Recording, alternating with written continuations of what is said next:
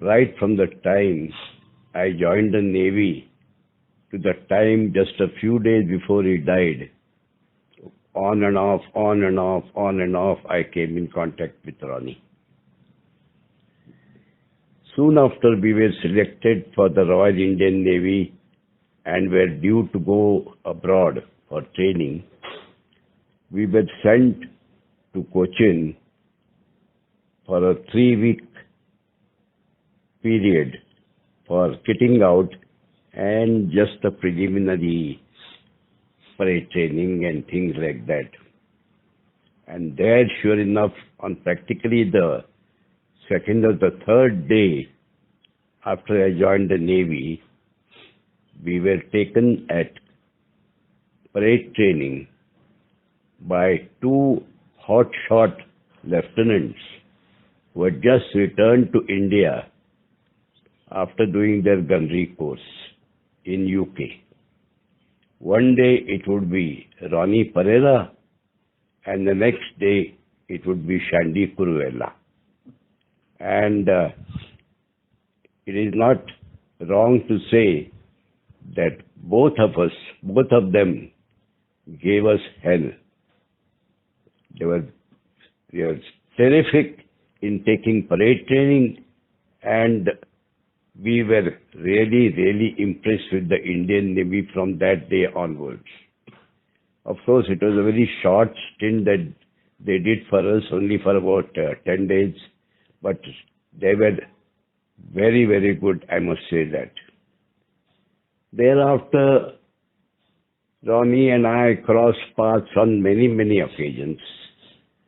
After I came back from UK and did various ships and things like that, first time I came across Ronnie was when I was navigating officer of Delhi. He came to the ship as the executive officer. He was not there for very long, only for about 2-3 months, poor chap, because at the end of that, he was diagnosed for TB and left the ship to go to Aund in the CTC at that time, which was at Aund.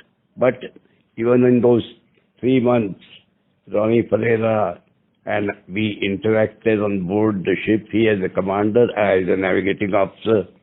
We were not at sea, we were in the dock at that time. And I kept wishing that he would be with us for at least a year and a half. But that was not to be. Next time I met him when he was commanding the Kutar. My friend, Commander Claude Almeida, was his XO. And I heard a lot of stories about Ronnie from him.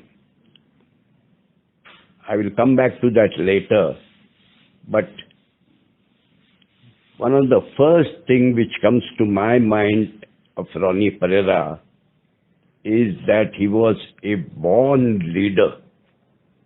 I have not come across many people or many officers in the Navy who I can say were born leaders.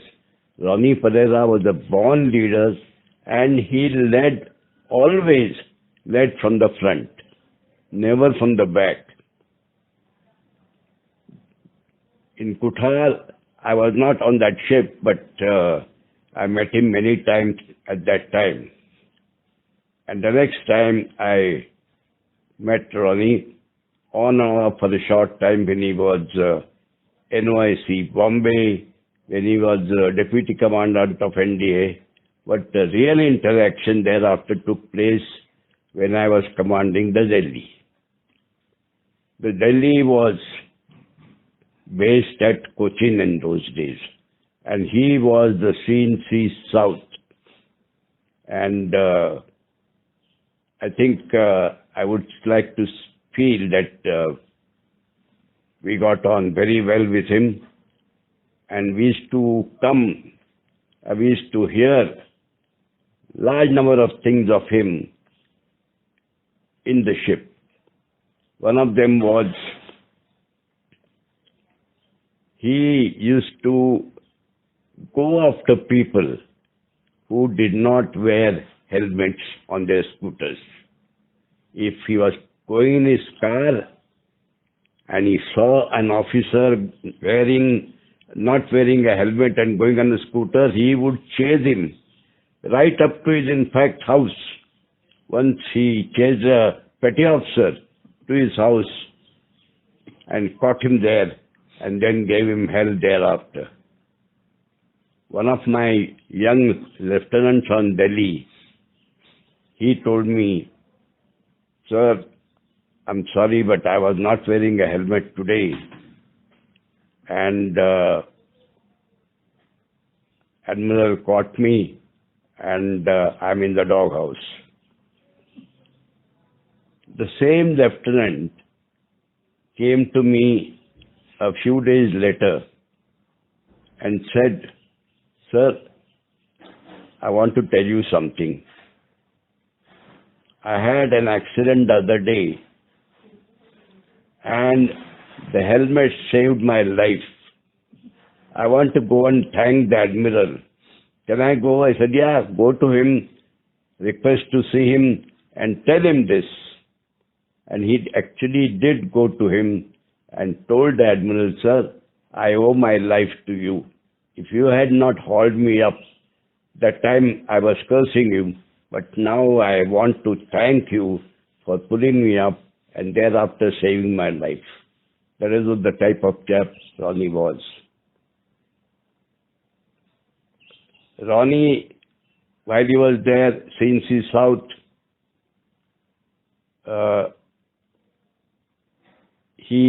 we had our annual inspection. Delhi was an old ship by that time. She was a 42-year-old ship. How much can you spruce it up? But we spent lots and lots of hours trying to do the ship up. And I think he was very, very pleased with the inspection of the ship. I think possibly as a result of our interaction and what he saw of me on Delhi, when he went at CNC West after that, he specifically asked for me to be Chief of Staff.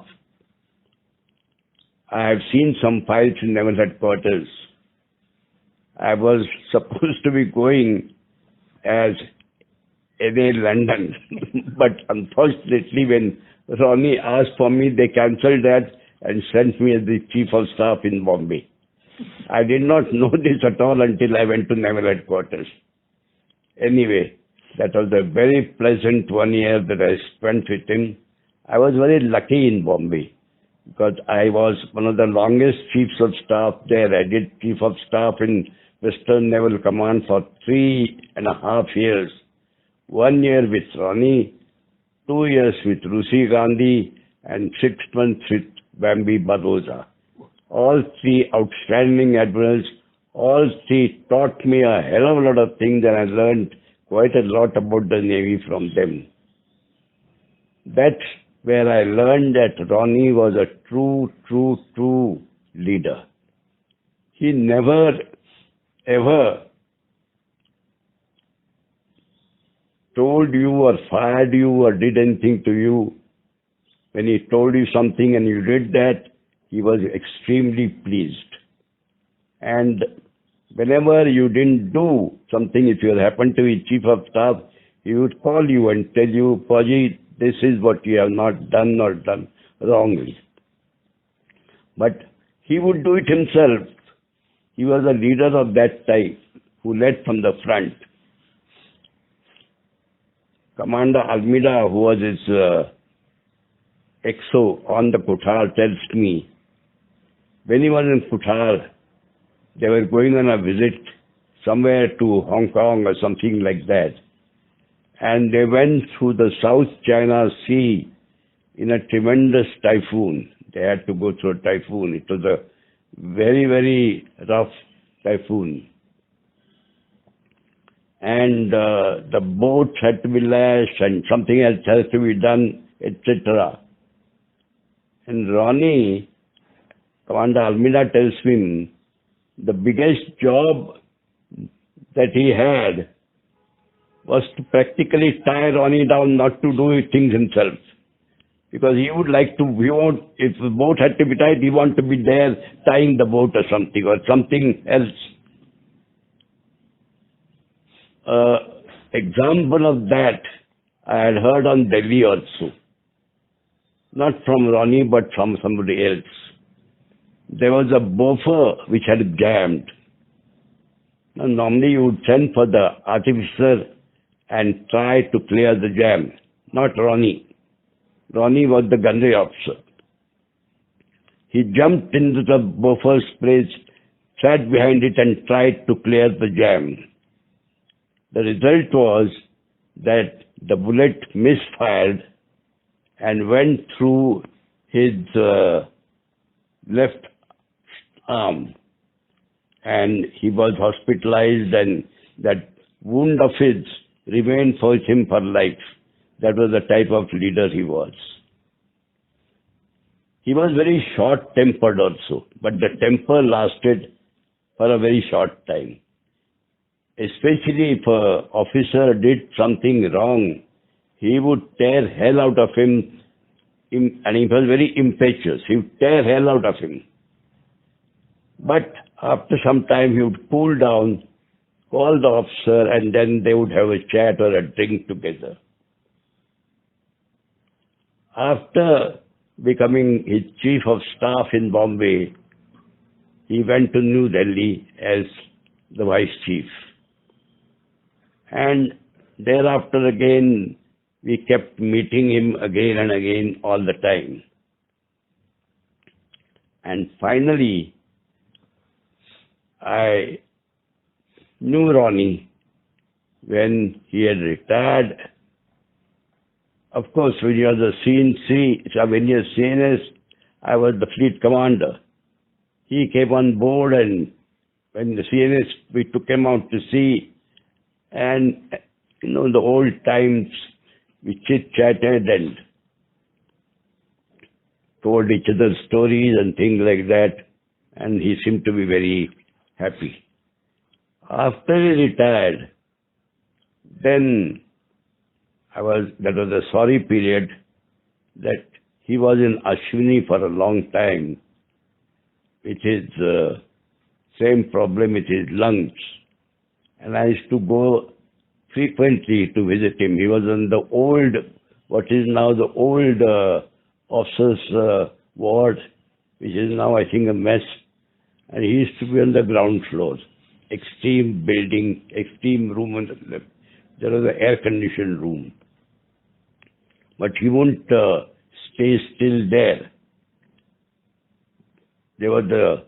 His love of life was golf. And people say that he was extremely a super honest player on the golf course. Once his caddy moved the ball slightly, and he was playing in a tournament. And Ronnie, when he heard that the caddy had moved the ball, he immediately withdrew from the tournament, saying, "My caddy has done this." How many people would do that? Nobody had even seen that caddy doing it. But that was a Ronnie. And if there's a tournament going on like the Indian Open or some big tournament, he would bunk from the hospital, Ashwini, and there he would be in the crowd, following the people playing there. I met him about 3-4 times there in the USA Club golf course. And finally, of course, when he passed away, I don't think there was a single dry eye in the Navy. All of us felt very, very sad. And of course, I kept on visiting Phyllis whenever I got a chance. One thing I remember that after he retired, I went to see him. Every time I used to go to Bangalore, I used to go and see him. He had built a beautiful house for himself in Whitefields, and he had named the building Broadsides. It is a beautiful building, beautifully designed, and Ronnie had a friend in Kerala, an Englishman who had settled down there and was excellent in building nice little homes for the people there. I'm sorry I've forgotten his name, but he had designed that house for Ronnie, and it was called Broadsword. It was a long barracks-like thing with kitchen, dining room, and so on and so forth. I visited him a couple of times in Broadsword in Cochin. Then he sold that house, and both Phyllis and he has shifted to Kunur near Wellington. And there, in Kunur, Ronnie again built another house, and this was at a bit of a slope, and Ronnie was there for some time, and there also we kept meeting him again and again. He was always very nice, and we always reminisced on the old days with him from there. After Ronnie passed away, then Phyllis also used to come often to Wellington. She used to stay in the Dunmore guest house, and I used to go and meet her there. And I believe after she shifted to Bangalore, we met her once or twice there. Many other things of Ronnie come to mind, but there's a whole lot of memories. But above all, thing which comes to my mind is his leadership, his compassion for people, his absolute super honesty, and his single-minded devotion to the Indian Navy. I've never seen anybody compared to him as far as devotion to the Navy is concerned.